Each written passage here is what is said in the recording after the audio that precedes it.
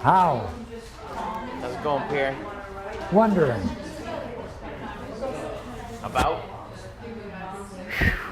Maybe we'll cover it. Well. Yep. Well. Hiya. Hiya. Yeah. Yeah. He said, I just like one guy, actually.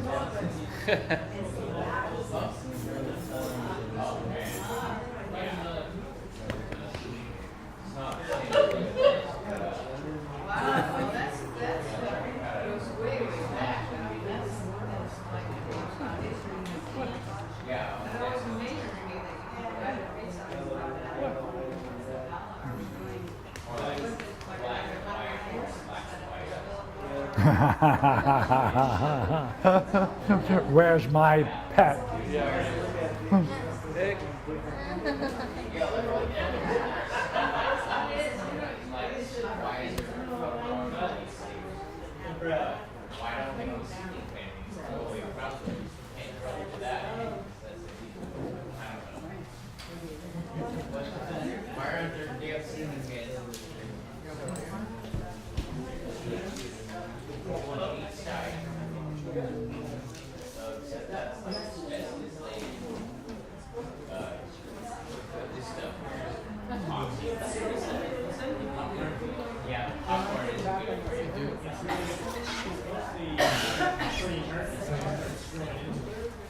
Yeah, it does.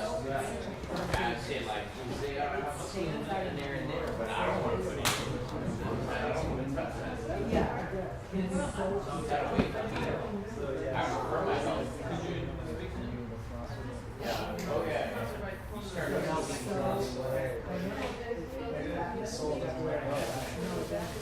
I don't want to wear that crap. I'm working on new construction. Yeah, there you go. Rest of the government apartments. I'll let it go. Saw that in the video. Oh, yeah, I heard there was some like cryptic message. You need to go. All done. And I got a job. So What do you say we do a little work? in this state. Yeah, I'm not going to this house. I don't like that place. I don't like them. They don't like me.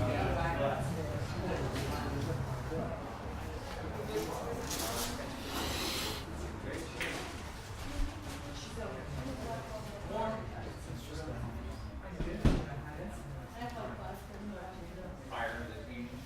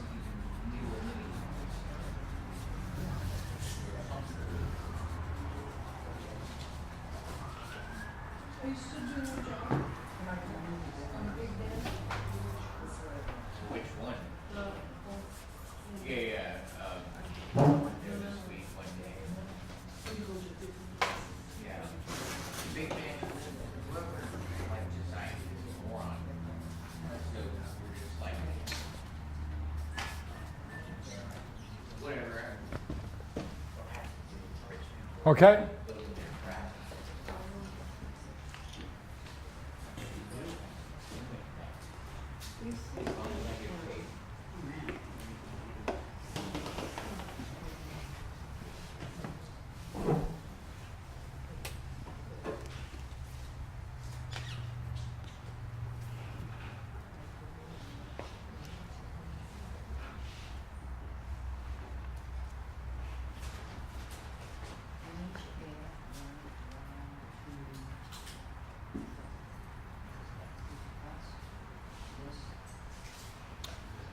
Is it worthwhile to discuss this physical realm if you're into philosophical midwifery?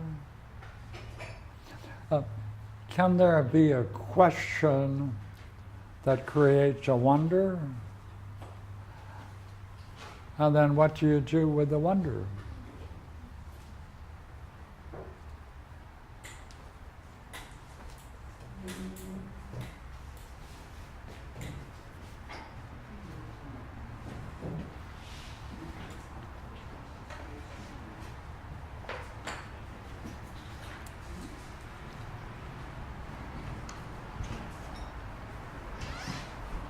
Okay, now I want to go into the chimeas, forget that. Okay? In describing the process of creation in the chimeas, Plato says, you know what? The demiurgos, when he had to create it, had to bring into existence two things: fire and earth.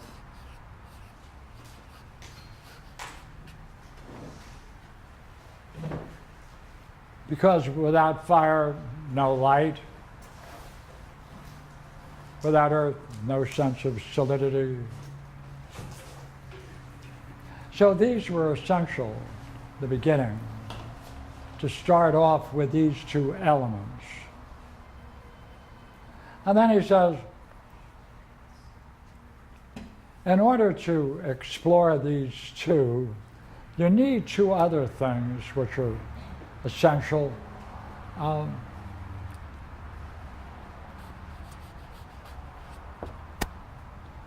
And he says, air and water.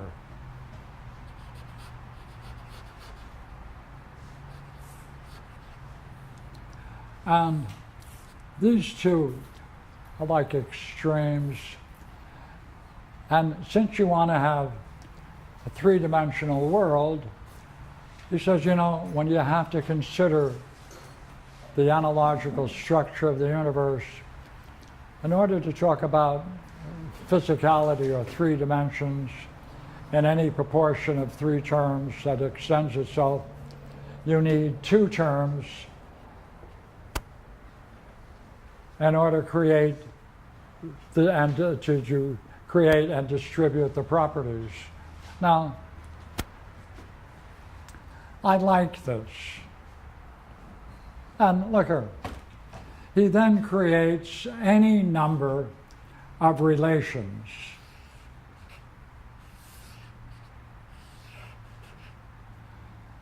And he shows how each one can flow into the other.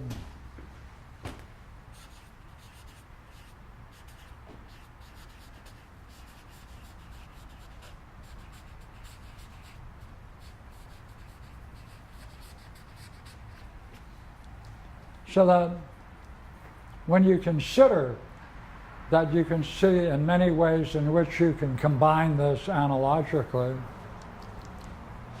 well then, there's really no stability in these things because each can flow into the other.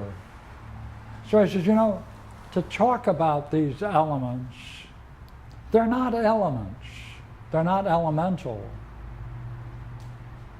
What you really have to see is that since they can be any in the flow, you could just as well say each is such as it appears.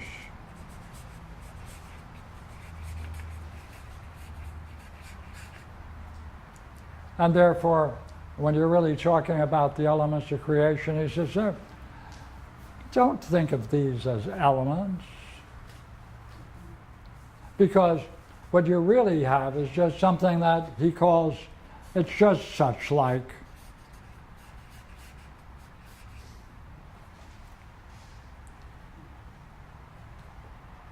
So, hey, by the way, he says, it would be worthwhile trying to understand what this is in itself, since it can take on all of these forms in various combinations at different times.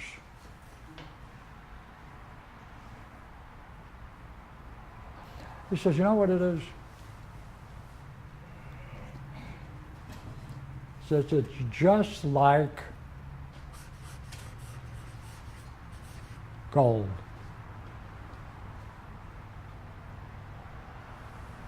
It's just like gold.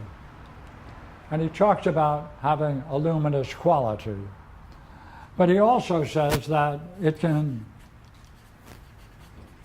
take on any of the above forms.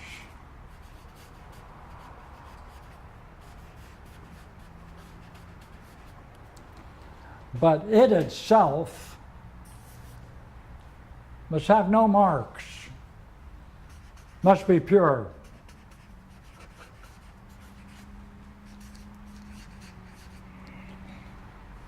Because otherwise, in anything that you see, it would show a foreign element in it other than these four. And therefore you would be dealing with a clutter of things not contained in these first four.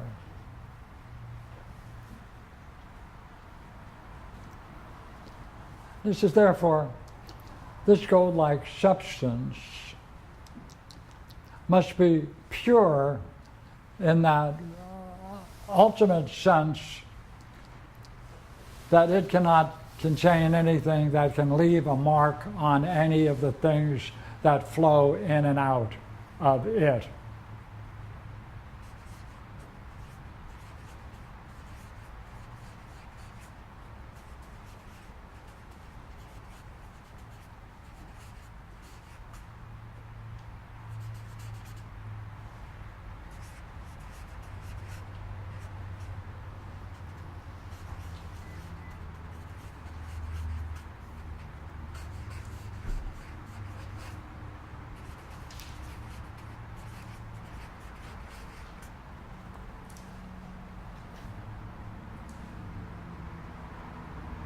Look,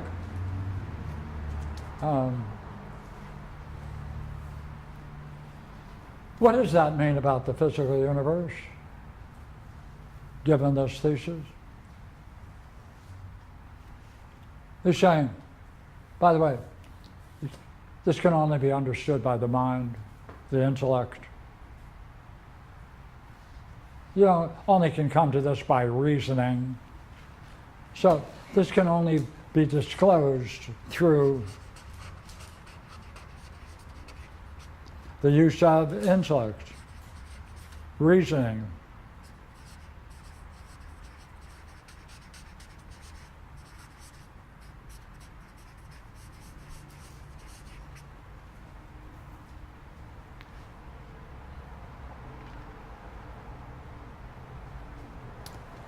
Now,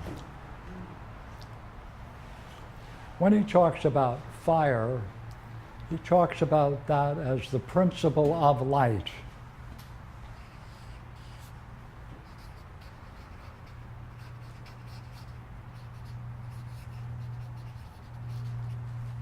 And says there are many forms.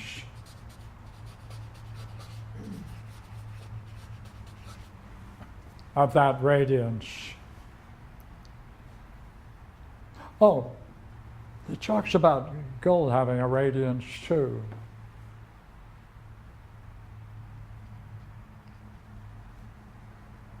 Do you find that interesting?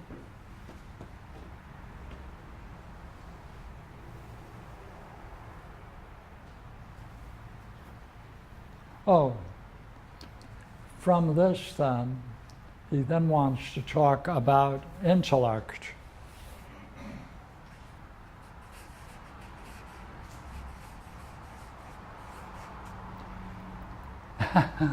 And everything he says about gold, he equals says about intellect.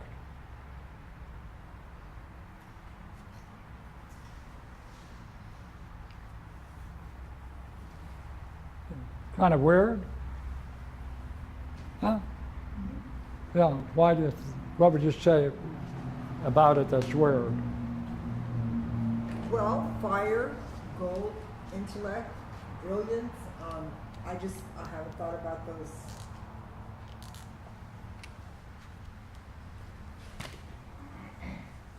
I just think it's interesting to consider the similarities. Hmm. Radiance.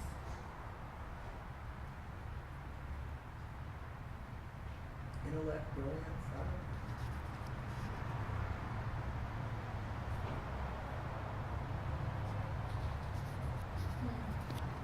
And when he talks about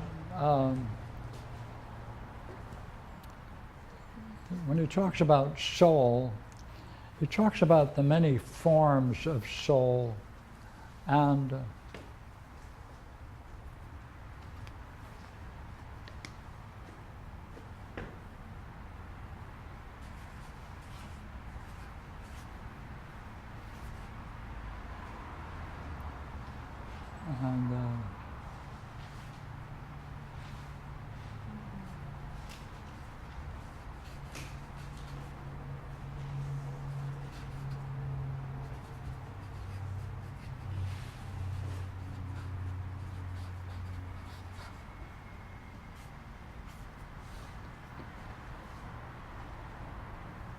now, when he now is talking about soul and its origin, he talks about world soul.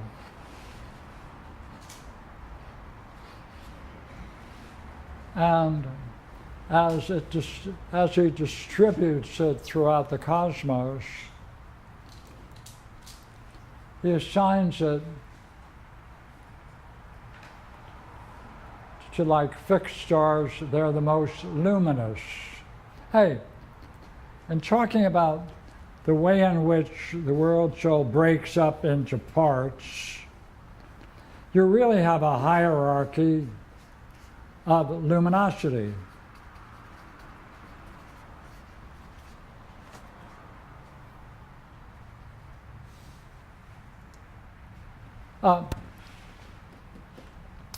When he talks about intellect, he says the goal of intellect is to be able to recognize pure essence.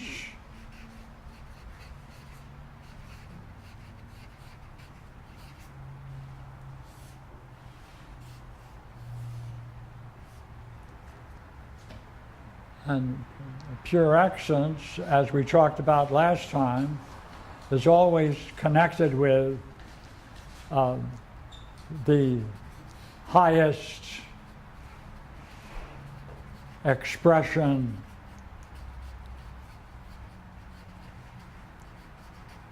of anything existing.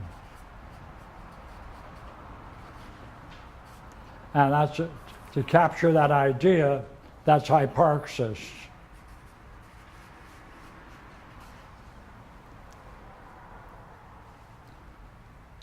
Well, then pure intellect, when it expresses itself most purely, encounters the most brilliant light of being.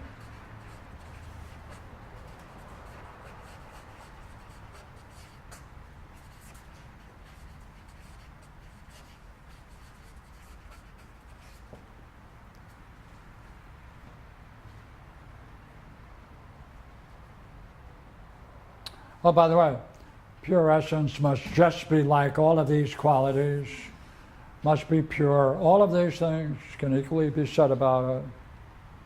And when it most fully realizes itself, again, divine luminosity or experiences of light, you find that the idea of light permeates all of this.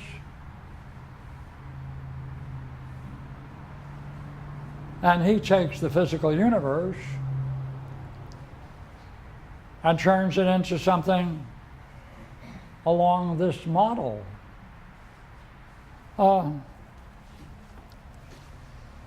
Did you find it curious? Huh? Let me do that again. Huh? What do you find curious about it?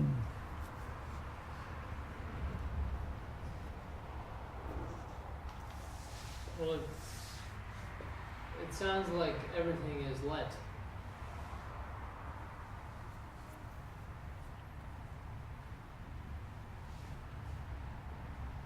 Man. Is that all there is?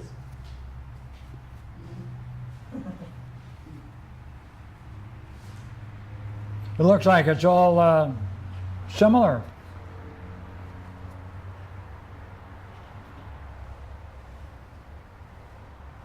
That's indeed strange. Now,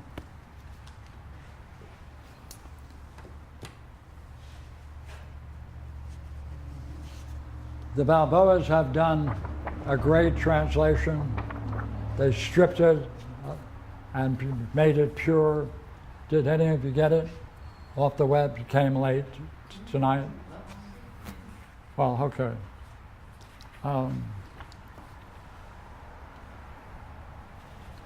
This is where we are going.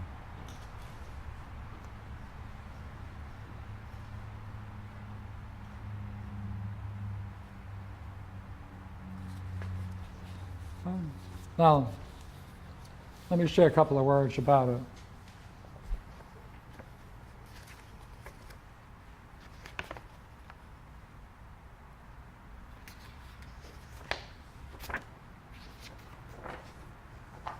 Oh, you got it. Okay, okay. Here, I'll give you that one. Okay, look here.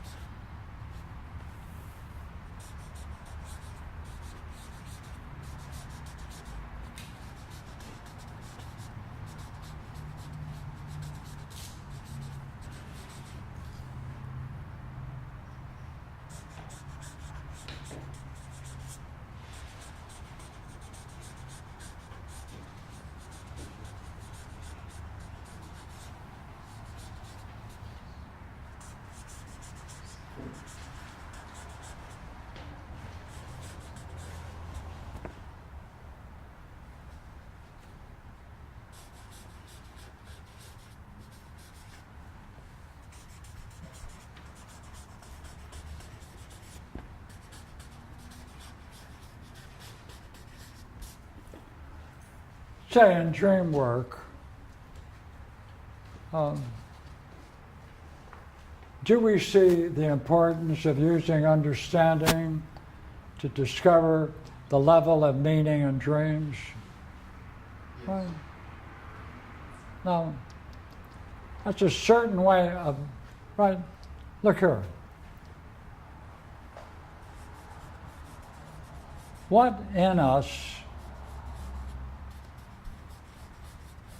must exist for that understanding to exist?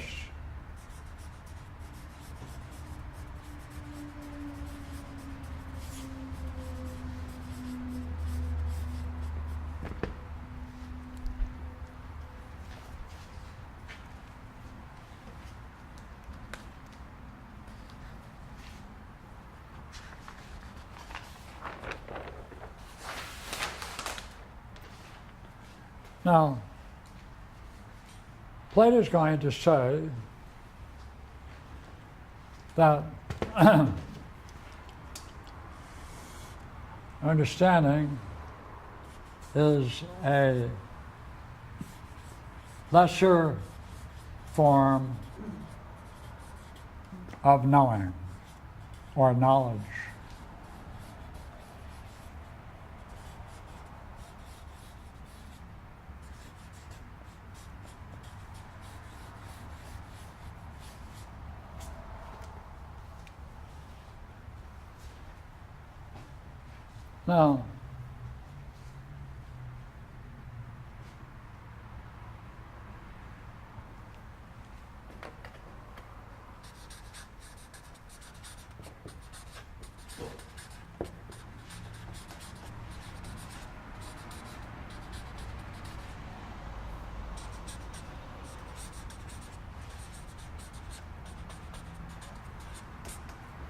Now, if you take a look at understanding, intellect, and by the way, a lesser form of understanding is right opinion. A lesser form of right opinion, right, is ignorance. These are states of mind.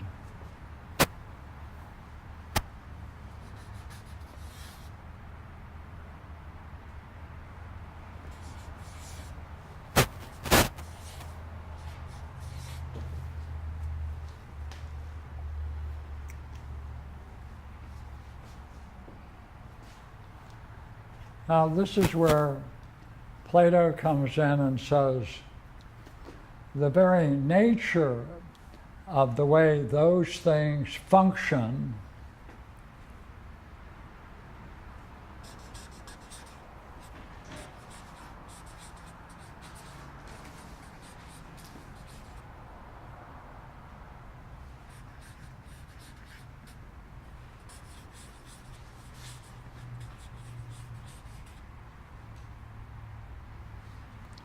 the role of mind is to see itself. And its shadow throughout the cosmos.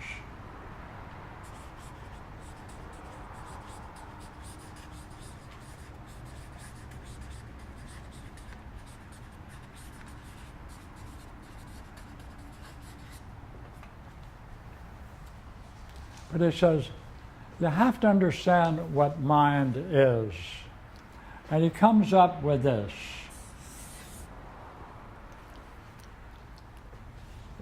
Mind,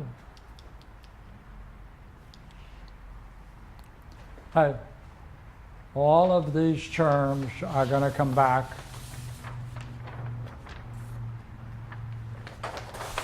And we're going to say that there is some mind stuff that is pure. And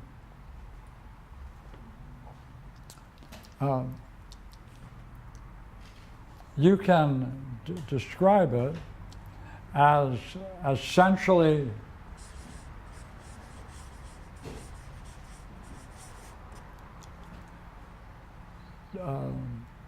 turning upon itself,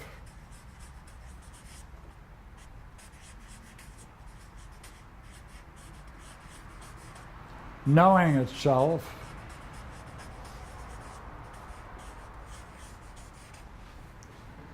perfect and complete,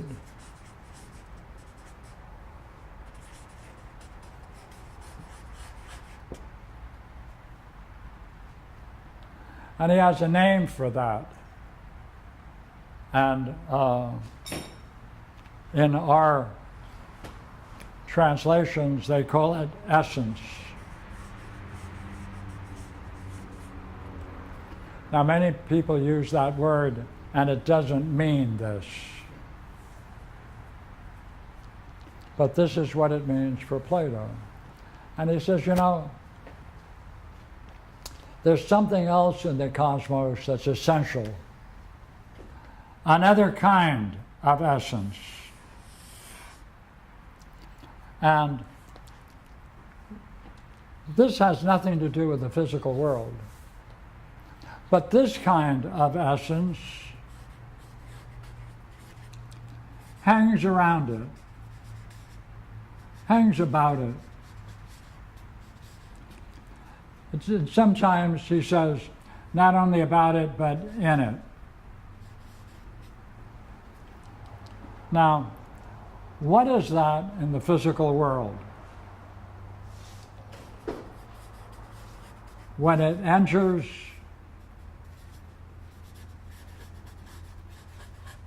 bodies, they become alive.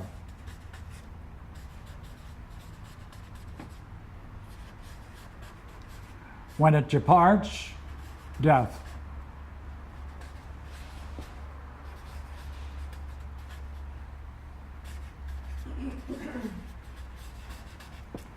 So therefore, it's an essence that comes and goes. See, it can animate and withdraw in death. And since it's in every living thing, it can be said to be partible. Because parts of it can then be distributed, and when it's distributed, that's the basis of life in all things. He said, by the way, these things are opposed to one another. So you need another kind of essence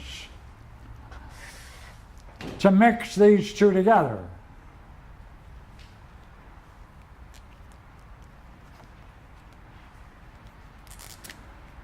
So that when these two are mixed together, a new thing is born.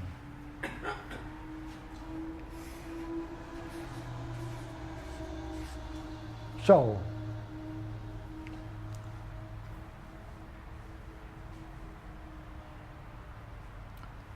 now, since it's partible, this soul then can be distributed in a wide variety of ways, including the whole cosmos, as well as fixed stars, movable stars, sun, moon, planets, etc. And then finally to all living things.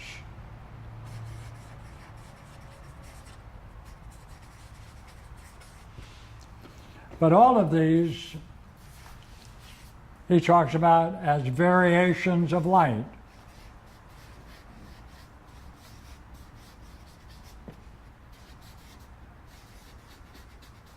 Variations of luminosity.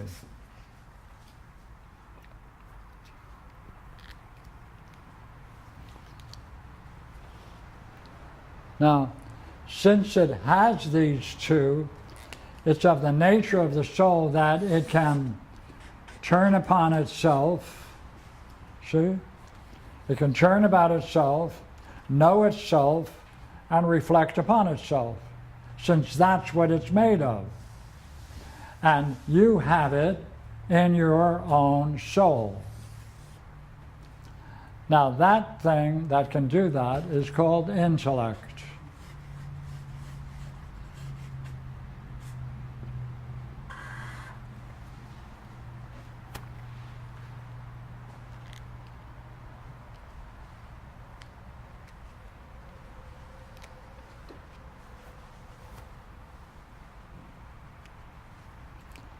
Now, as we said before, this stuff,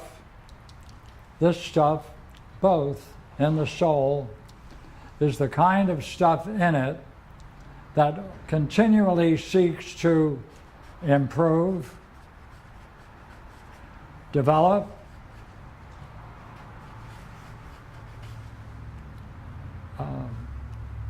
reach self-knowledge,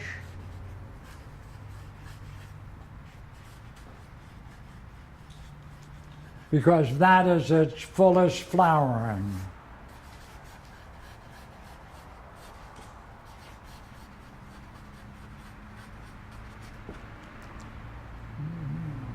that force is hyparxis.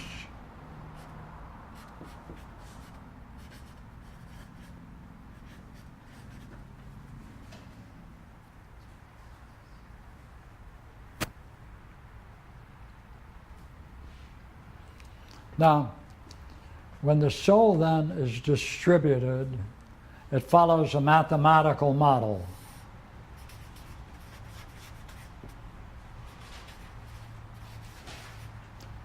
And essentially is based upon three mean analogies: arithmetic, geometric, and harmonic.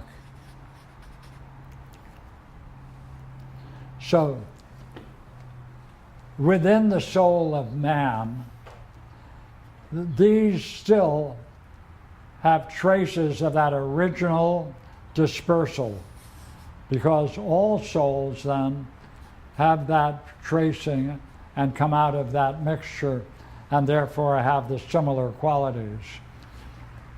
Therefore, it's in the very nature of the soul that if we can bring about that kind of order, harmony.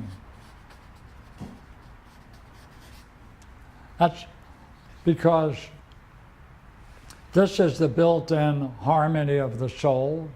When it's then exhibited in the way in which people function on a high level, that produces this great thing called harmony. But if it's going and reaching the fullest development, a fullest flowering or hyparxis, then it ends in a pure idea. That's the idea of the good. Or whatever else it is on anything that's entering in the fullest blooming of itself. Now, I would like to pick up what we have here next week with the Balboa translation. So that's where we're going. Okay? Yeah. That means I quit. Great. Thank you so much. I was going to say a bunch of other things, but that's enough.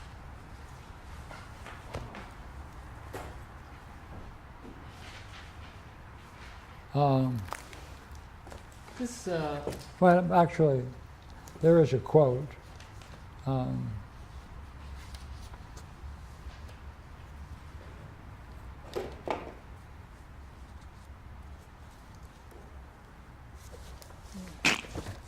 When you get into Plato, you have to develop muscles.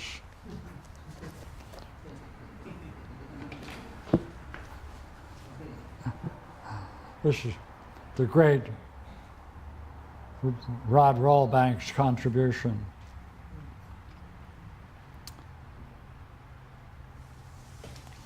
Let us talk about the impartible, and also what the partible form of essence is.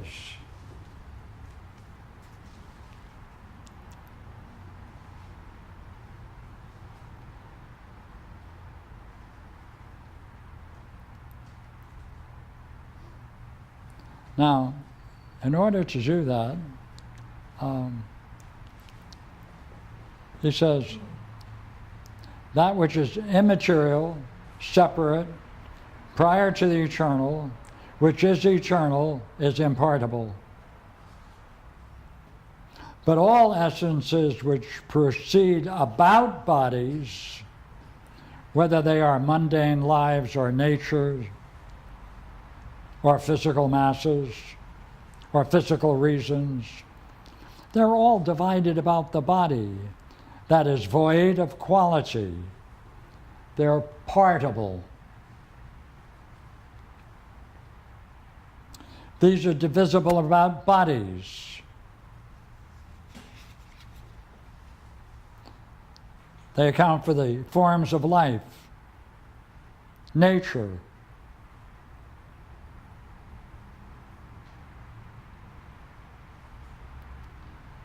The impartible essence is triple. It subsists according to being, according to life, intellection. The essence which subsists according to sensible perception is instead of intellection. That which subsists according to nature is instead of life. That which subsists according to forms, divided into bulks of body, that's the other stuff. Right?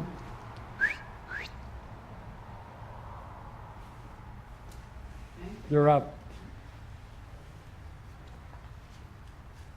Yes. I've been studying myself for many years, and I think the answer to that question, what in us must exist for that understanding to exist? And I think the answer is goodness, the idea of good, being good. Okay. That's possible. What do you make of all natural phenomena reducibles to something like gold? Repeat that?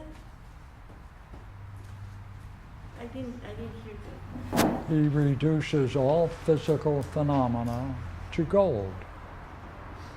All physical phenomena he talks about in terms of the four elements, and says those four elements are not really elements, since one flows into the other. And all you can really say about them is that it's this or it's that. And he finally says all you can talk about it is to say it is such like. But then he says, if you want to know about its nature, gold, glisten, and it can take any form. It itself is pure.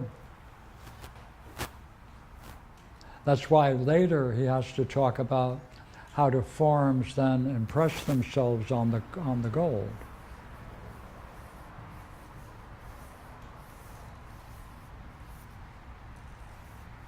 Well, I would posit a different answer because I think it's the idea of proportion or analogy. He says that's what it is that allows us to do all of this, is to be able to think through analogy. That it's all analogous. Everything can be set up to be seen that way, as a reflection on one another and with similar relationships. If the whole universe can be reduced to this, you're reducing it to mind. Mind only.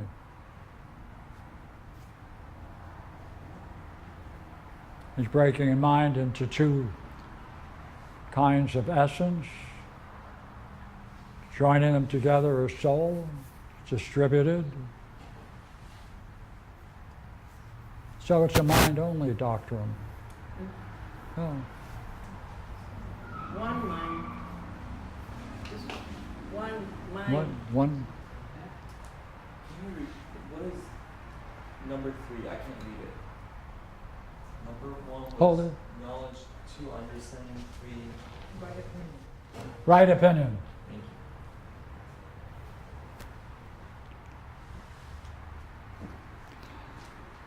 That's when it turns out that when you have an opinion, you don't know that it's right, but someone else may know it's right, and they have a right to say that that's the right opinion. But you don't know it's the right opinion. You may have been told it is, but you have never confirmed it through understanding.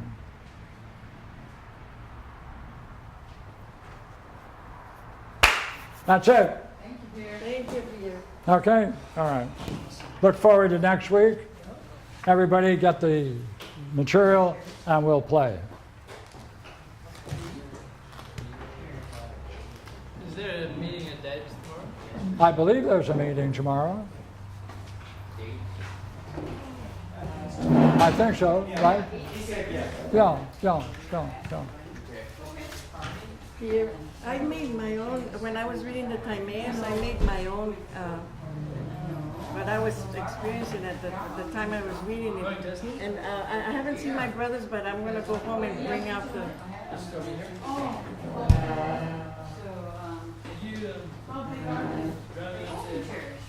And I noticed that there's an analogy here. Just as intellect is Yeah. the soul is the body. That's right. That's right. You got it. Did you bring that wild dog of yours? Put your phone number right there. I have it. I don't get I don't get it.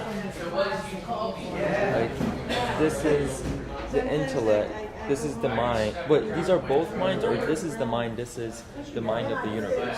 No. This is Plato. And he says, if you want to understand how the cosmos, the entire cosmos came into existence, then you have to understand before it came into existence, there must be an order. Okay. It presupposes an intelligible order. Okay. And how do these Now, wait a minute. relate? He's saying the highest expression, the first,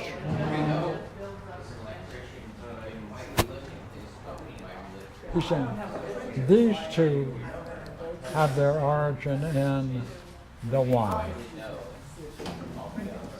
or what he calls the good.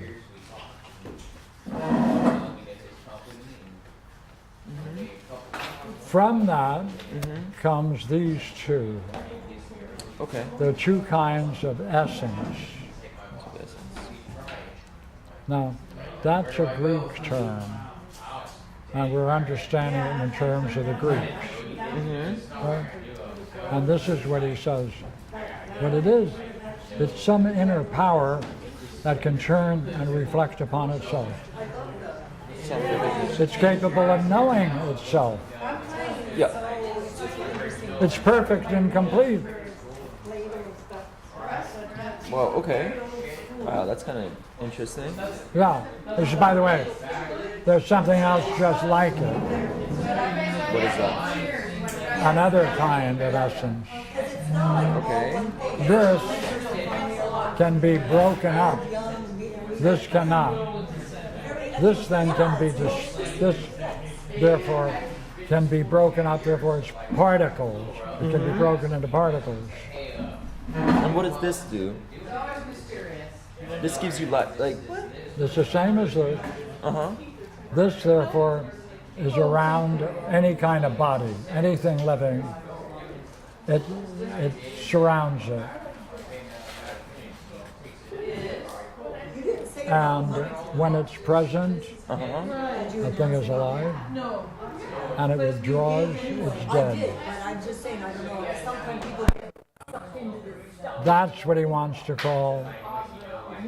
See, this essence, part of it is here, part of it is there, part of it is here, part of it, therefore it's particle. It can be broken into parts, not this kind.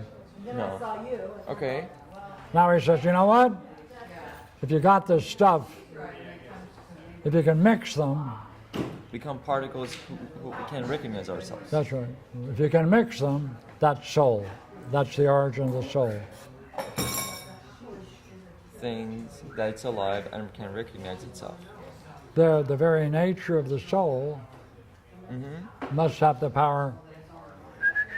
Yes. And are we talking about cosmos, or are we talking Yes. about humans? No, Or like, I'm kind of lost. this would say, this now can be distributed to all living things. All living things. Yeah. Okay. So, Each of it gets a hunk. how does, for example, a worm, like worm is a living thing, so it would be of this essence. Yeah. But does it recognize itself? Well, this is when you consider it how it's broken broken into parts. Okay. But there's also a kind which cannot be broken up, and it's pure. Right. And what I'm talking about, the soul, like all living things are made of soul. From these, yeah, the combination of these two, right? Oh, but you said these are leveled. Yes, They're hierarchies. yes, because this then is distributed. Right. This is distributed. These are the principles of the distribution. But then he says, you take one part, and that's a central part, and you double it, and you double it, and you double it. Therefore, these are a progression of mean analogies of a geometric kind. 1 is to 2 is 2 is to 4, or is 2 is to 4 is 4 is to 8, and equally 1 is to 3, 9, 27. So this is the another set of mean analogies. Yes. But obviously this is second power, this is the third. Third power. Yes. Yeah. Okay. Then these parts then are the basic way in which the universe is brought together, because if you take these strips, you can then put the strip 1, 2, 4, 8, and put the other one 3, 9, 27. Then Whoa. Okay. he's making a bond, he's creating a bond around the universe, around the cosmos. Whoa. And if you hold these, then the relative distances between the sun and the furthest most planet, all of those ratios he uses in this, from this model. And that's just the beginning of your mind being blown. So Take a picture of this. now, get a copy of the time is. This is at 32. They have numbers along the pages, 32. 32. Yeah.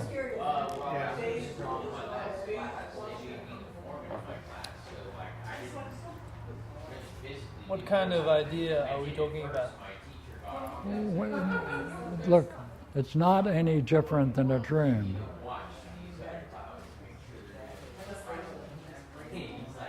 Are we not trying to understand a dream by reflecting on the dream?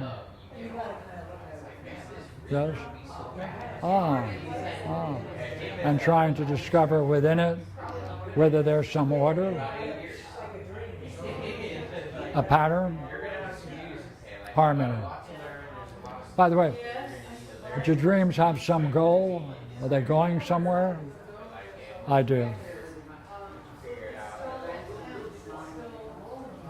He says, those three elements are the central elements of a soul. So would this be like experience of brilliant light, which Sure, puts you into harmony, of course. and then from it you birth an idea? Yes, you can. We took it on a lower level of understanding, and you want to raise it to the level of intellect. Yeah, that's right.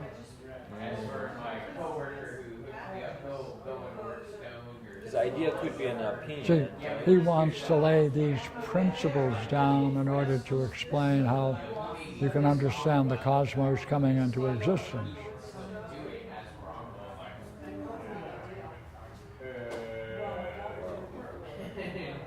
Where do I start?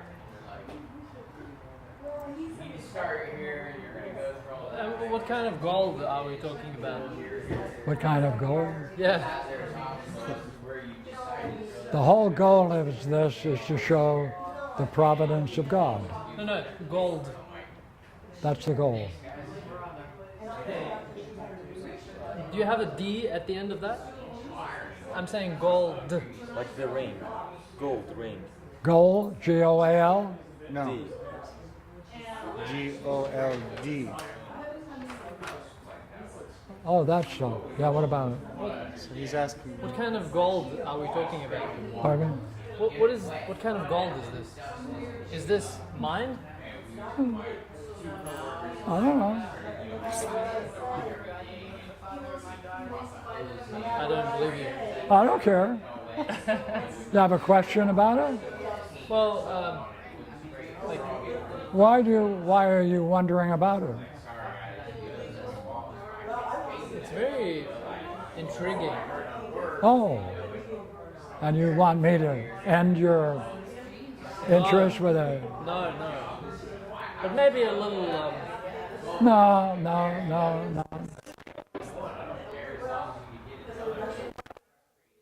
I wanted to show that the language used throughout this work repeats itself on multiple levels.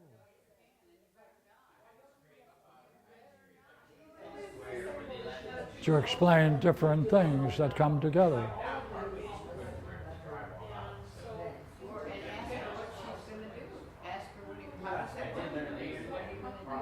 Well, why does he use this word? This is the age they didn't have coffee.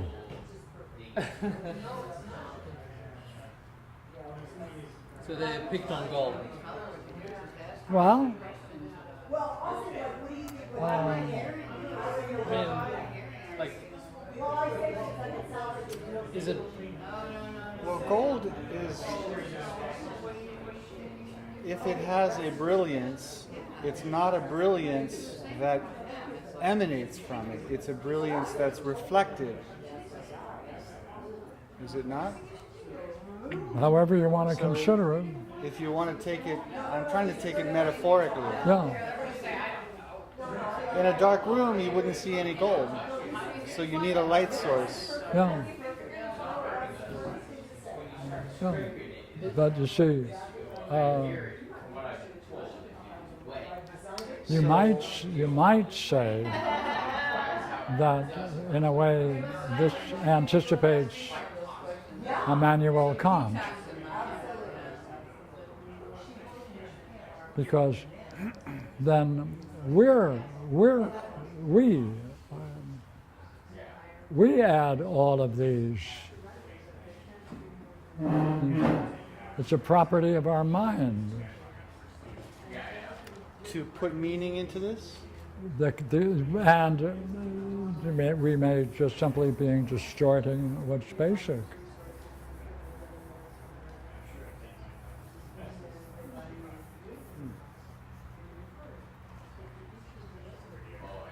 By Well, putting marks in. yeah, by, and another way to put it, you need to talk about the role of time. And that's a separate creation.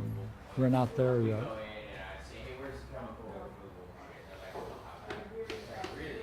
But if we could have, but the reason that time is necessary to talk about is because of its function as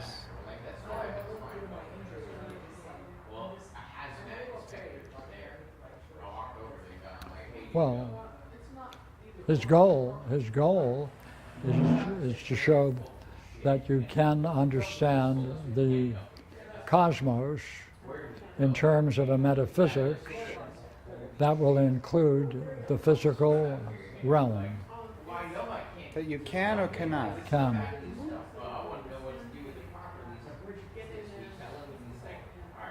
And he wants to say that that is perfectly consistent with my philosophy. The physical realm. Yeah, because what happens with the physical realm with this theory?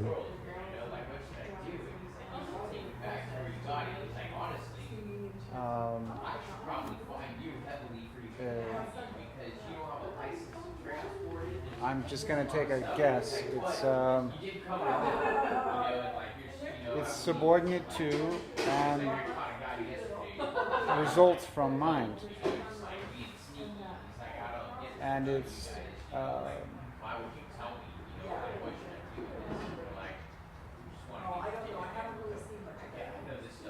Well, I was going to add other stuff, but it's not coming out of there. Okay.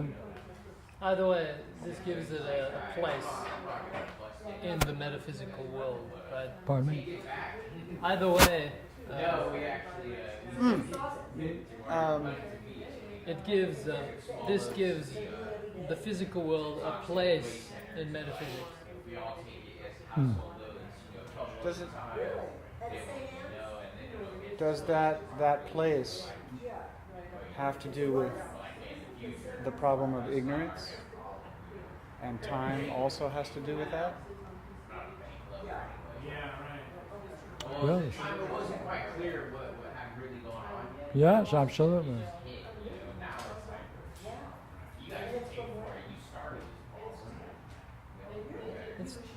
What do you mean? That just went over my head.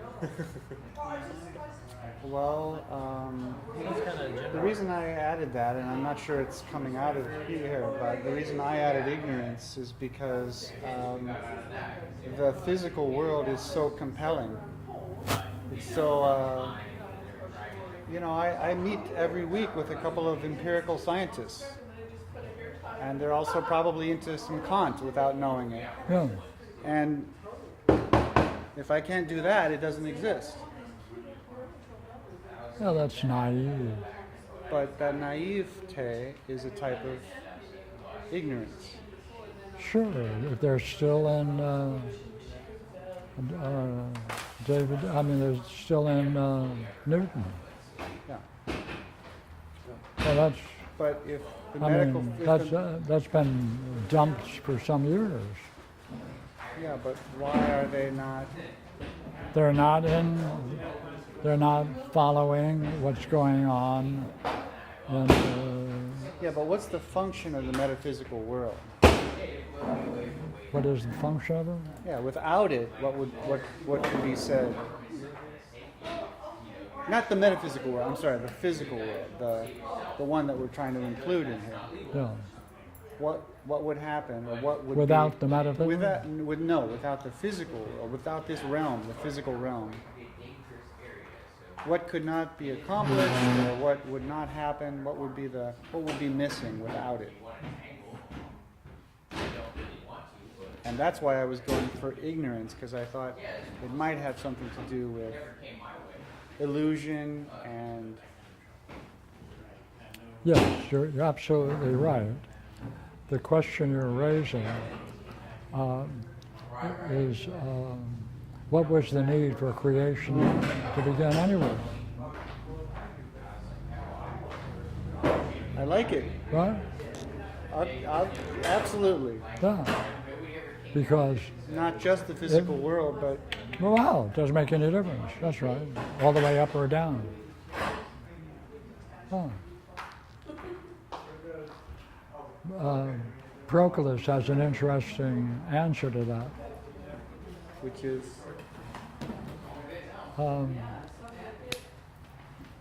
If you want to start with the assumption that the one and the good is in the highest sense perfect,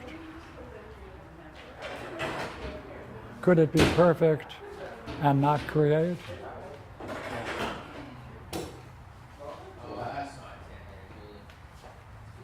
it's a, My, it's a good puzzle. Ah, right. Is that an answer or is that a question? That's both. That's the way he then says, if you have two gods and they're both perfect, and one can produce something, Right.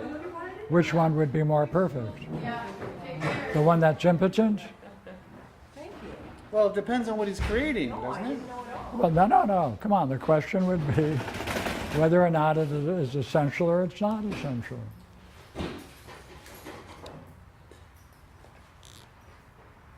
Just because a God does not create, does that mean it cannot create? If he cannot, will not, any way you want to put it, it's inferior. Even if it could, but isn't doing it. No. But what if it's all it's creating is mud and hair and dirt and stones and That's not a question yet. what if the second God, which does create, only creates hair, mud, and stone? Well, What is superior about that? that's kind to of the a first God, stupid which doesn't? artist.